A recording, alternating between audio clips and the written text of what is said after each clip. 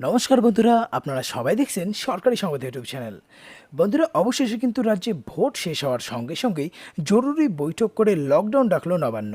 হ্যাঁ বন্ধুরা, যেমনটা আপনারা কিছুদিন ধরেই শুনে আসছিলেন যে ভোটের পরে কিন্তু লকডাউন ডাকা হবে।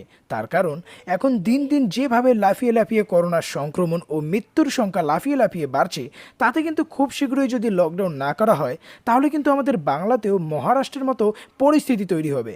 যার জন্য কিন্তু আজকেই রাজ্যের কোভিড বিশেষজ্ঞরা পরিষ্কারভাবে জানিয়ে দিয়েছেন যে আগামী 2 মে বা ভোটের ফল প্রকাশের পর থেকে কিন্তু বাংলায় লকডাউন শুরু করতে হবে। আর বন্ধুরা, বর্তমানের দৈনিক সংক্রমণের সংখ্যা শুনলে কিন্তু আপনি নিজেই লকডাউন করার কথা বলবেন। হ্যাঁ বন্ধুরা, শুধুমাত্র গত 24 ঘন্টায় আমাদের দেশে নতুন করে আরও 3,86,555 জনের শরীরে করোনা সংক্রমণ দেখা যায়। আর আমাদের পশ্চিমবঙ্গতেও গত 24 ঘন্টায় নতুন করে করোনায় সংক্রমণ দেখা যায় 17,403 জনের শরীরে। তো যার জন্যই দেখুন, লকডাউন সম্পর্কে এই হেডলাইনে পরিষ্কার করে বলা হয়েছে যে ভোট শেষ হওয়া মাত্রই লকডাউন নিয়ে বৈঠক বাংলায়। 2 মের পর কি লকডাউনের পথে হাঁটবে বাংলা? তো আসুন আমরা বিস্তারিতভাবে জানে নেব কবে থেকে কোন কোন জেলায় লকডাউনটা শুরু হচ্ছে।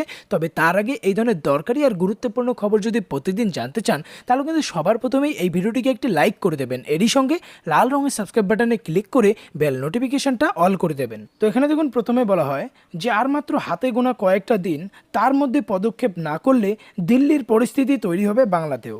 সেই পরিস্থিতি থেকে বাঁচতে হলে বাংলাকে অবিলম্বে পদক্ষেপ গ্রহণ করতে হবে। করোনা সংক্রমণের বিস্ফোরণের হাত থেকে বাঁচাতে বাংলাকে 5টি জিনিস অবশ্যই করতে হবে।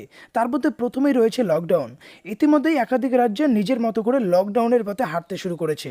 মহারাষ্ট্র, কর্ণাটক, উত্তরপ্রদেশ, ওড়িশা, গোয়া, পন্ডিচেরি লকডাউন শুরু করে দিয়েছে। সংক্রমণের হ্রাস টানতে হলে 2 মে ভোটের রেজাল্ট বেরোনোর পর বাংলাকেও সেই লকডাউনের পথে হাঁটা উচিত বলে মনে করেছেন বিশেষজ্ঞরা।